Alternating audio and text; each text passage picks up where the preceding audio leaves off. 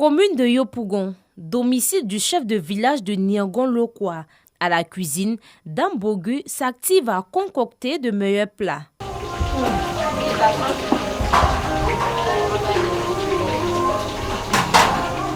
Une nécessité pour satisfaire les invités. Pour la nouvelle année, on a un peu concocté un peu de foutou avec la sauce pistache nationale. On a fait un peu de porc grillé, un peu de poulet grillé. On a fait un peu de frites, un peu de pepper soupe de cabri. C'est le chef du village. Il peut recevoir des gens.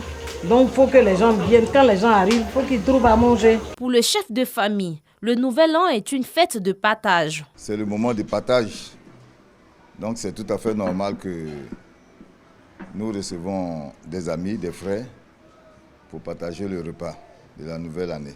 Le partage, c'est ce qu'a compris Estelle qui a décidé d'offrir la nourriture aux voisins. Moment de partage, la célébration du Nouvel An est aussi un moment de retrouvailles. À Yopougon-Dokwa, quartier Fanny, le doyen Oumar a décidé de célébrer cette fête dans le cocon familial.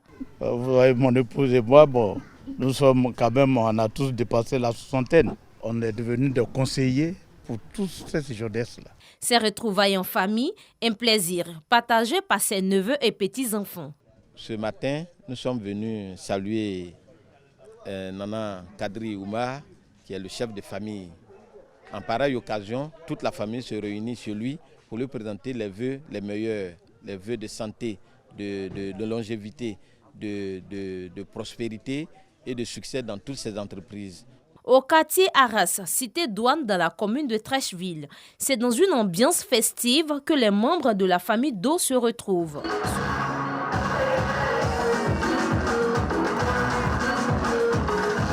C'est une tradition. Il y a près de 33 ans que j'habite cette cité. Je le fais à tout moment. Si certains ont célébré ce nouvel an en famille, d'autres se sont retrouvés dans des espaces de divertissement. 20h. Les techniciens du district d'Abidjan et ceux de la société Rugerie spécialisée dans la conception des spectacles pyrotechniques s'activent. Leur presse.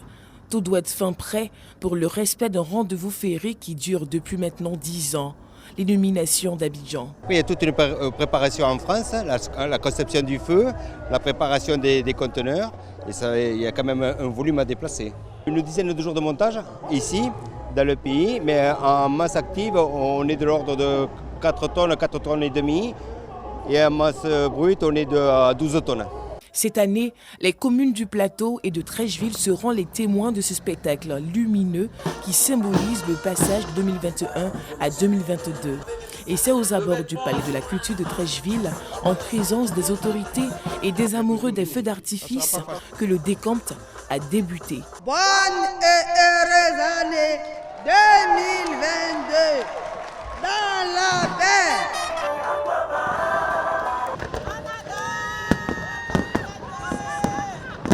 Le public est déjà conquis. Cette année, c'est la totale. Comme disait mon petit-fils, il dit, les feux ont éclairé Dieu et Dieu est content. Donc pour nous, Dieu est content et 2022 sera une année de gloire pour la Côte d'Ivoire. Le pont de Gaulle s'est revêtu des couleurs des feux d'artifice. C'est une occasion de rassembler les Ivoiriens dans une perspective de solidarité et de partage.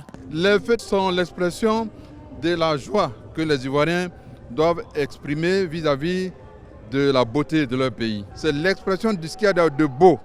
C'est la continuité des illuminations. Vous voyez? Mais cette fois dans le ciel. 10 ans maintenant que dure ce rendez-vous magique. 10 ans que les amoureux des feux d'artifice répondent nombreux à l'invitation du district d'Abidjan et de son gouverneur. Prochain moment féerique, le 31 décembre 2022. Pour la célébration du Nouvel An, les Abidjanais se sont rendus en grand nombre dans les lieux de prière pour accueillir 2022 dans la spiritualité. Comme ici à la paroisse Notre-Dame du Perpétuel Secours de la commune de Trècheville, prière, enseignement biblique et adoration étaient élevés vers Dieu. Occasion pour l'abbé Emmanuel Zabsonré d'inviter les fidèles chrétiens à demeurer dans la foi et à multiplier les prières pour la Côte d'Ivoire. Le thème de l'année pastorale, en tout cas pour l'archidiocèse d'Abidjan, porte sur l'amour et la vérité, sur la justice, sur la paix, qui doivent, n'est-ce pas, se donner la main pour avancer. Eh bien, nous aussi, fidèles de Jésus-Christ, nous devons être artisans de paix, de réconciliation, de vérité, d'amour, de fraternité, là où on est. Autre lieu, même décor. Ici, à la paroisse Saint-Joseph et Poudabobo-Gare, l'église était bondée de monde. Venus nombreux, les fidèles ont confié cette nouvelle année à Dieu. Le père Pascal Seka a formulé des prières de paix pour la Côte d'Ivoire avant de souhaiter ses vœux de nouvel an aux fidèles. Nous sommes super contents, hyper contents de nous rassembler en ce lieu saint pour prier Dieu le Père, Dieu le Fils et l'Esprit Saint, pour prier Allah pour que la paix tant désirée par la Côte d'Ivoire advienne. Nous demandons à Dieu de toutes nos forces d'accorder la culture de l'amour, la culture de la vérité à la Côte d'Ivoire, à nos institutions, à nos pères, à nos parents, à nos gouvernants, pour qu'émergent enfin des fruits de justice, des fruits de paix profonde. À l'église Ariste d'Aboboté, toujours dans la commune d'Abobo, ici également, l'heure était à la prière et au recueillement. Nous venons de passer de l'ancienne année à une nouvelle année. Et cela n'a pas été facile, parce que nous étions tous inquiets. Est-ce que Dieu permettra que nous rentrons dans la nouvelle année? D'autant plus que l'année qui vient d'achever a été une année difficile sur tous les plans. Et nous prions Dieu pour que cela s'arrête. Vous avez entendu, nous avons prié pour la Côte d'Ivoire, notre pays. Minuit, le moment tant attendu. Cris de joie, embrassades. L'instant devient magique avec les bougies allumées.